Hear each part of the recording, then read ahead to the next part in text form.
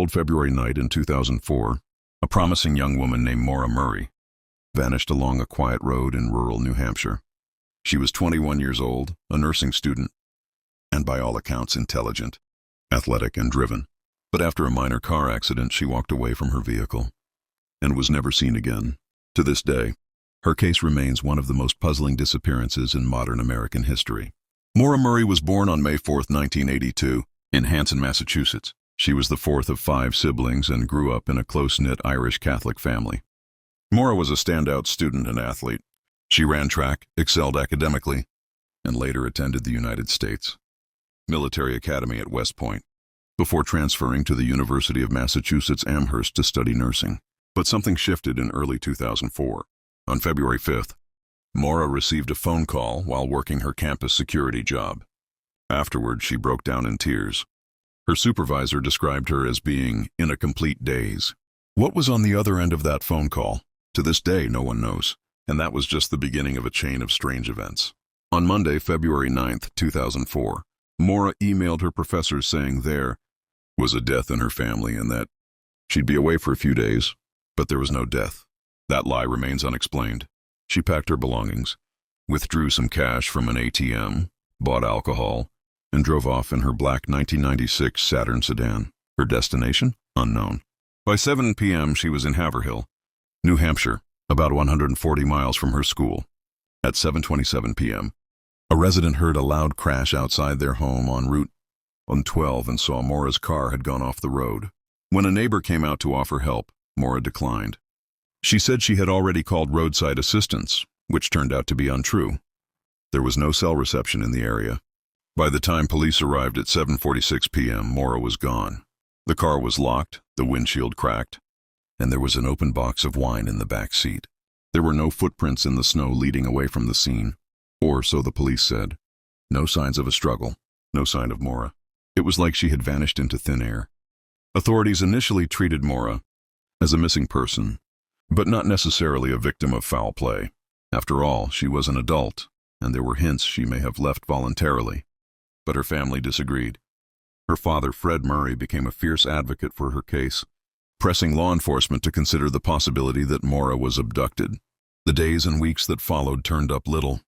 Search dogs lost her scent a few hundred feet from the car, possibly suggesting she got into another vehicle, but whose and why? Her cell phone, bank accounts, and credit cards were never used again. There were no confirmed sightings, no communication, no clues. Maura's case became a magnet for internet sleuths and armchair detectives. Forums like Reddit and web sleuths exploded with theories. Some plausible, others far-fetched. One theory suggests she planned her own disappearance, possibly to escape the pressure of school or a troubled relationship. In the days before she vanished, Maura had gotten into a car accident with her father's car and may have been under stress. Another theory points to foul play, a local predator, an opportunistic passerby, or even someone she knew. The remote wooded location of her crash left her vulnerable. There were also whispers of someone she may have been seeing, a secret relationship that added complexity to her life. And then there's the possibility of a psychological break. Her behavior leading up to the disappearance was erratic. Emotional episodes, secrecy, and unexplained actions. Could she have wandered into the woods in the freezing cold, disoriented and intoxicated? If so, why has her body never been found? Over the years, several pieces of evidence have surfaced, none of them conclusive. In 2006, a rusty knife was turned in by the brother of a man who had once lived near the crash site. He claimed his brother had acted suspiciously after Maura disappeared. The knife was tested, but the results were never released to the public. In 2019, human remains were discovered in a basement not far from the crash site. The property had long been rumored to be connected to the case. But again, the hope was short-lived. The remains were not Maura's. Even recent digs using ground-penetrating radar found nothing. Every time the case seemed to gain traction, it ended in frustration. Fred Murray never gave up.